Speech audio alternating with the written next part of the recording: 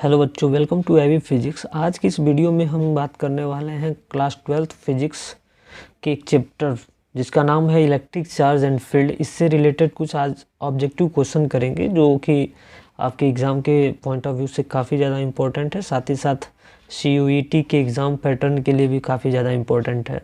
तो चलिए स्टार्ट करते हैं वीडियो को। देखिए, इस बुक में जो ऑब्जेक्टिव क्वेश्चन दिया हुआ है वो टॉपिक वाइज दिया हुआ है, तो ये और इजी कर देता है। ठीक है, तो इसमें आपको हर एक टॉपिक से रिलेटेड MCQ मिलेंगे। जैसे पहला टॉपिक है इसमें कि ये जो भी MCQ है वो किस पे बेस्ड है, फ्रिक्शनल इलेक्ट्रिसिटी है ना, electrostatic induction and the basic property of charge. मात्र इसी से कुछ MCQ आपको करने हैं। ठीक है, बाद में जो है इसमें जितने भी टॉपिक हैं उनसे रिलेटेड आपको सारे MCQ मिलेंगे। ठीक है, तो चलिए स्टार्ट करते हैं। तो पहला क्वेश्चन जो दिया हुआ है वो दिया है कि एक glass rod acquires charge by rubbing it with silk cloth, the charge on glass rod is due to. कह रहे कि ग्लास रॉड को हम किसी सिल्क कपड़े से क्या कर दें, रब कर दें। रब करने का मतलब रगड़ दें, है ना। जब आप सिल्क क्लॉथ से रगड़ेंगे, है ना, रब करेंगे तो उस पर चार्ज आएगा, ग्लास रॉड पे क्या आ जाएगा, चार्ज आ जाएगा। अब ये चार्ज जो आ रहा है वो किस मेथड से आ रहा है। देखिए, जो चार्ज ट्रांसफ़र के मेथड होते हैं वो मात्र 3 होते हैं। कौन कौन? फ्रिक्शन, इंडक्शन और कंडक्शन। 3 मेथड से हम चार्ज को एक बॉडी से दूसरे बॉडी पे ट्रांसफ़र कर सकते हैं, लेकिन जिसमें कांटेक्ट होता है, जिसमें रब किया जाता है, उस मेथड को बोलते हैं फ्रिक्शन। ऑप्शन नंबर ए सही हो जाएगा। क्वेश्चन नंबर सेकंड है कि 2 charged sphere are separated by 2 mm। 2 mm का मतलब 2 millimetre. Which of the following would yield the greatest attractive force. तो सबसे पहले बालक कि ये ध्यान दीजिए आप लोग कि जो अट्रैक्टिव फोर्स होता है ना, वो अनलाइक चार्जेस के बीच में लगता है। मतलब एक प्लस चार्ज हो और एक माइनस चार्ज हो तो इनके बीच जो फोर्स लगेगा वो कैसा होगा, अट्रैक्टिव होगा। लेकिन अगर सिमिलर चार्ज हुए, प्लस प्लस माइनस माइनस, तो इनके बीच जो फोर्स लगता है वो लगता है रिपल्सिव। क्या लगता है? रिपल्सिव फोर्स लगता है। तो ऑप्शन देख लीजिए, ऑप्शन में अगर सिमिलर चार्ज दिख रहे हो तो वैसे ही वो अट्रैक्टिव फोर्स नहीं होंगे। जैसे आप इस ऑप्शन नंबर बी में देखिए +2Q, तो इसमें क्या अट्रैक्टिव लगेगा? नहीं। इसमें कैसा फोर्स लगेगा? Repulsive force. डी देखिए -1Q और -4Q, तो माइनस माइनस है तो इसमें कभी भी अट्रैक्टिव फोर्स नहीं लगेगा, रिपल्सिव फोर्स लगेगा। ऑप्शन सी देखिए -2Q और -2Q, इनके बीच भी रिपल्सिव फोर्स लगेगा। ऑप्शन ए में आपको दिखाई दे रहा होगा कि +2Q है और -2Q है, तो ये चार्ज क्या है, अनलाइक चार्जेस हैं, तो इनके बीच क्या लगेगा, अट्रैक्टिव फोर्स लगेगा। अगला क्वेश्चन देखिए, क्वेश्चन नंबर 3 कि a cylindrical conductor is placed near another positively charge conductor, the net charge acquired by the cylinder conductor will be. कि एक सिलिंड्रिकल कंडक्टर है जिसको एक पॉजिटिवली चार्ज्ड कंडक्टर के पास हम लेके जा रहे हैं। मान लीजिए एक आपके पास सिलेंडर है, ये सिलेंडर, ठीक है, और इसको जो है एक हम कंडक्टर के पास लेके जा रहे हैं जो कि पॉजिटिव चार्ज है। अब देखिए, जब इस कंडक्टर को, सपोज कि इस सिलेंडर को इस कंडक्टर से हमने टच कराया तो ये सिलेंडर पे कितना चार्ज आ जाएगा। तो पहली बात आप ध्यान से सुन लीजिए कि जब भी ट्रांसफ़र होता है चार्ज का, तो कौन सा चार्ज ट्रांसफ़र होता है, ये सबसे बड़ी बात है। तो सबसे पहली बात कि जो चार्ज ट्रांसफ़र होता है वो निगेटिव चार्ज होता है, मतलब इलेक्ट्रॉन ट्रांसफ़र होता है। कौन क्या ट्रांसफ़र होता है? इलेक्ट्रॉन एक बॉडी से दूसरे बॉडी पे ट्रांसफ़र होता है, पॉजिटिव चार्ज ट्रांसफ़र नहीं होते हैं। इसका मतलब ये है कि ये सिलेंडर को इस कंडक्टर के पास लेके जाएंगे या टच कराएंगे तब भी इस सिलेंडर पे कोई चार्ज नहीं आएगा, इस पे कोई चार्ज नहीं आएगा, जीरो चार्ज। तो यहाँ पे ऑप्शन में देखिए, ऑप्शन में दिया हुआ है option number C 0। Option number C सही हो जाएगा। क्वेश्चन नंबर 4 है कि a comb run through one's dry hair attracts small bits of paper. कह रहा है कि एक कॉम्ब मतलब कंघी, सूखे बालों में पहले उसको घुमाया जाता है, फिर उसको जो है एक पेपर के छोटे टुकड़े के पास लेके जाते हैं, तो वो कॉम्ब क्या करता है, वो कंघी उस छोटे से टुकड़े को अपनी तरफ अट्रैक्ट कर लेता है। कह रहा है कि दिस इज ड्यू टू, ये क्यों होता है, ऐसा क्यों होता है। तो देखिए, एक कॉम्ब है ना, और इस कॉम्ब को जब आप ड्राई हेयर में जब घुमाओगे तो ये क्या होगा, चार्ज हो जाएगा। सपोज कि ये पॉजिटिवली चार्ज हो गया, कैसे चार्ज हो गया, पॉजिटिवली। और यहाँ पे एक बाइट ऑफ पेपर है ना, बीट ऑफ पेपर मतलब एक छोटा सा टुकड़ा है, तो इसमें एटम्स होंगे और एटम क्या होते हैं, न्यूट्रल होते हैं। एटम क्या होते हैं, न्यूट्रल होते हैं। जैसे ये पॉजिटिव चार्ज आएगा तो एटम के अंदर का नेगेटिव चार्ज इसकी तरफ आके आ जाएगा और जो न्यूक्लियस होगा वो दूसरे साइड में इकट्ठा, चूंकि न्यूक्लियस क्या होता है, पॉजिटिव चार्ज होता है। इस तरह से एक तरफ नेगेटिव चार्ज और एक तरफ पॉजिटिव चार्ज एक्युमुलेट हो जाता है। इस फिनोमिना को हम बोलते हैं polarisation, polarisation of charge, polarisation of charge. ठीक है, अब क्या करता है ये पॉजिटिव और ये नेगेटिव इसको क्या कर लेता है, अट्रैक्ट कर लेता है। इस तरह से जो है एक पेपर का टुकड़ा क्या आता है, कॉम्ब से अट्रैक्ट हो जाता है। तो ऑप्शन देखिए इसमें क्या दिया हुआ है, comb is a good conductor. ऐसा कुछ नहीं है, कॉम्ब कंडक्टर नहीं होता है। Paper is a good conductor, paper भी कंडक्टर नहीं होता है। सी देखिए कह रहे हैं the atom in the paper get polarised by the charged comb. जो एटम होते हैं पेपर के वो पोलराइज हो जाते हैं किसके वजह से, चार्ज्ड कॉम्ब की वजह से, है ना। तो ऑप्शन नंबर सी सही हो जाएगा।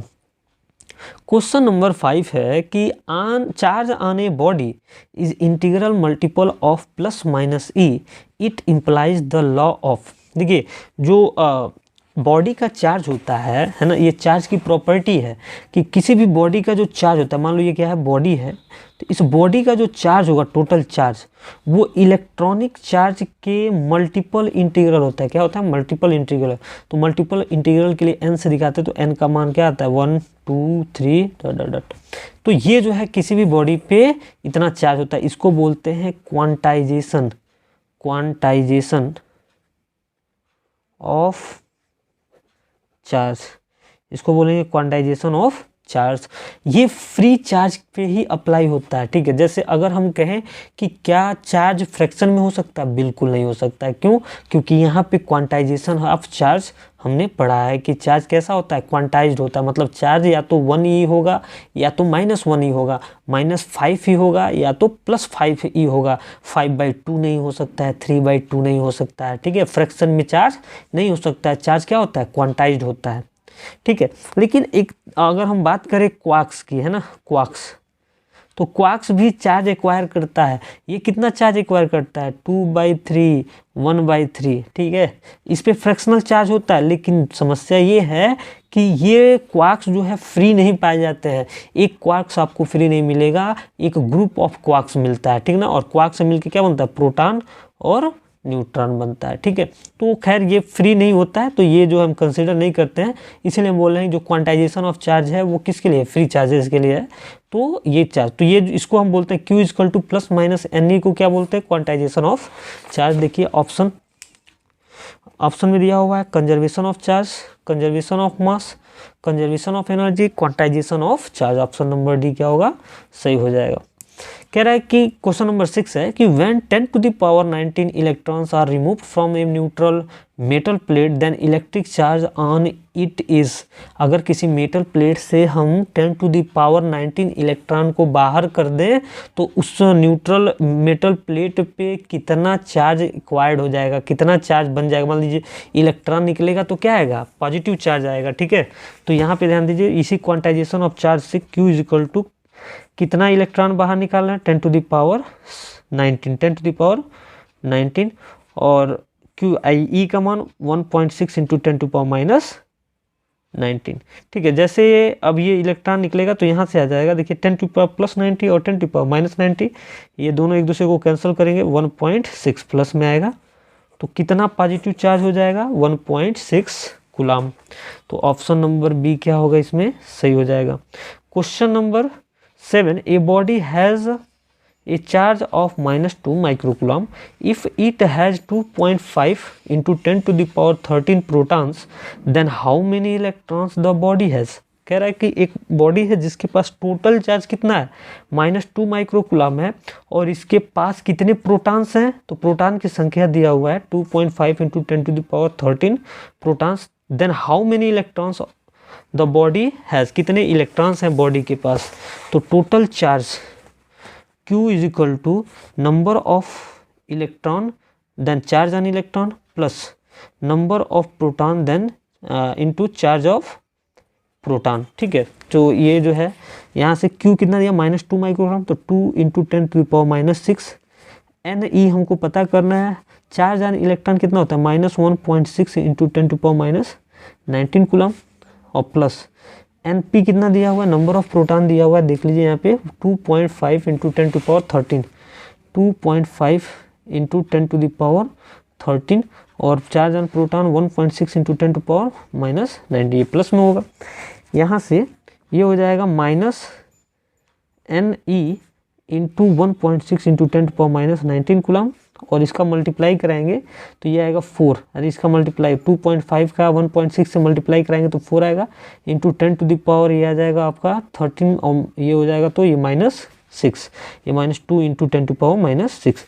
अब देखिए इसको जो है, इसको इधर लाइए, इसको इधर ला लीजिए, तो ये जब इधर आएगा इक्वल के इधर, तो पॉजिटिव हो जाएगा, Ne × 1.6 × 10⁻19, और ये जो है ये इधर आएगा तो 4 × 10⁻⁻6 और प्लस 2 × 10⁻⁻6, ये हो जाएगा 6 × 10⁻⁻6। अरे ये 4 है, ये 2 है, जब जोड़ेंगे तो 6 हो जाएगा। Ne × 1.6 × 10⁻19, यहाँ से Ne = 6 × 10⁻⁻6, और ये 1.6 × 10⁻⁻19 डिवाइड करेंगे तो ये हो जाएगा 60 में यहाँ से अच्छा पॉइंट हटाइए तो ये हो जाएगा 60/16, और इंटू 10⁻⁻6 प्लस 19 डिवाइड कीजिए, 16 3 जा 48, बचा 12, पॉइंट लगा के 0 लगाएंगे, 120, 16 7 जा 112, 8 बचा 16, 5 जा इंटू 10⁻, कितना हो जाएगा ये 13। तो ये नंबर ऑफ इलेक्ट्रॉन्स होंगे। देखिए ऑप्शन नंबर सी क्या होगा, सही हो जाएगा। ठीक है, अगला क्वेश्चन देखते हैं कि question number 8, in the process of charging the mass of the negatively charge body. जब हम किसी भी बॉडी को चार्ज करते हैं, अगर किसी बॉडी पे निगेटिव चार्ज इकट्ठा हो रहा है, इसका मतलब उस पे जो है नंबर ऑफ चार्ज क्या हो रहा है, बढ़ रहा है, नंबर ऑफ इलेक्ट्रॉन्स बढ़ रहे हैं, क्या बढ़ रहे हैं, नंबर ऑफ इलेक्ट्रॉन्स, और नंबर ऑफ इलेक्ट्रॉन्स बढ़ेंगे तो उसका मास क्या होगा, इंक्रीज करेगा। तो ये जो है फ्रिक्शनल इलेक्ट्रिसिटी और इलेक्ट्रोस्टैटिक इंडक्शन तथा बेसिक प्रॉपर्टी ऑफ चार्ज से रिलेटेड एमसीक्यू थे। अब इसके बाद से जो एमसीक्यू मिलेंगे या आपको ऑब्जेक्टिव क्वेश्चन मिलेंगे वो कूलॉम लॉ पे बेस्ड होंगे। ठीक, देखिए क्वेश्चन नंबर 9 है कि for Coulomb force to be operative the least size of atom will be. Coulomb force कितने कम साइज पे क्या कर सकता है, लग सकता है। तो देखिए कूलॉम फोर्स की जो मिनिमम साइज होगी उसमें डिस्टेंस जो होना चाहिए वो 10⁻⁻15 मीटर से अधिक होना चाहिए।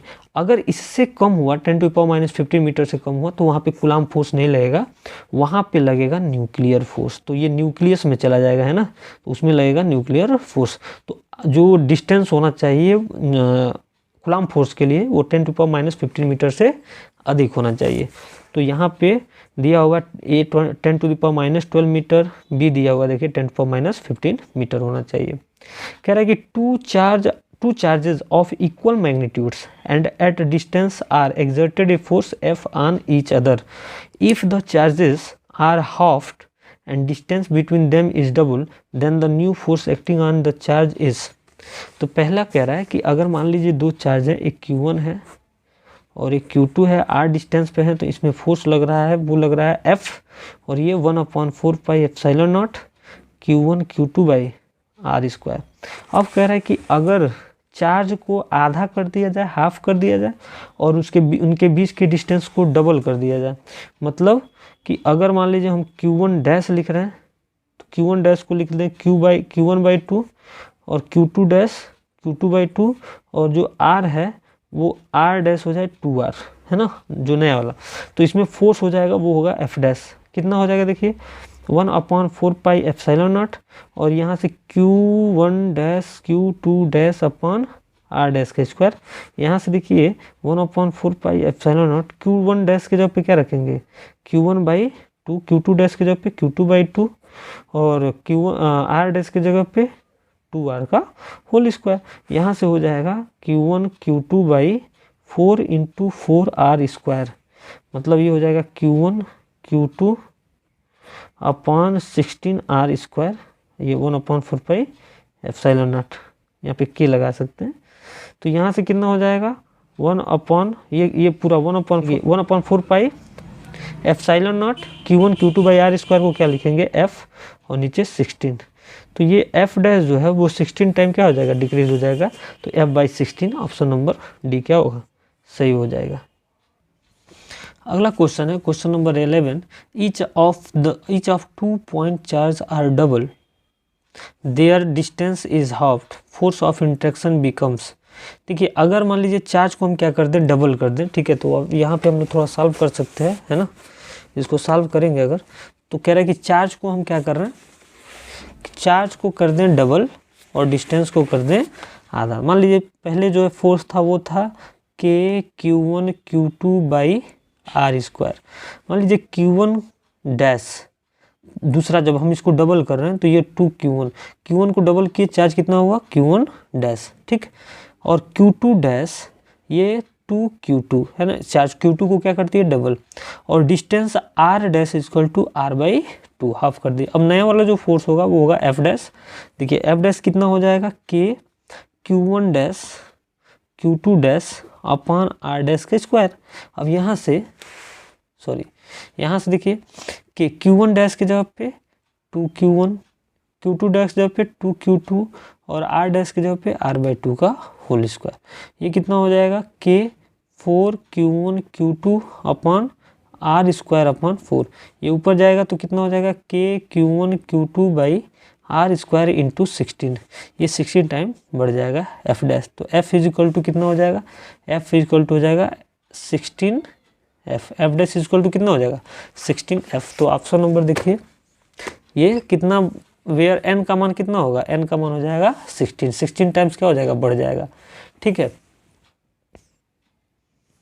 क्वेश्चन नंबर 12 है कि the minimum value of force acting between 2 point charges placed 1 metre apart from one another. अगर दो चार्जेस हैं जो एक दूसरे से 1 मीटर के डिस्टेंस पे सेपरेटेड हैं तो उनके बीच लगने वाला मिनिमम फोर्स। तो यहाँ पे क्या होता है, F इज इक्वल टू के Q1 Q2 मतलब E into E square upon R square. R क्या है 1, डिस्टेंस दोनों के बीच कितना है 1 मीटर, तो ये हो जाएगा के ई स्क्वायर। तो ऑप्शन नंबर ए क्या होगा, सही हो जाएगा।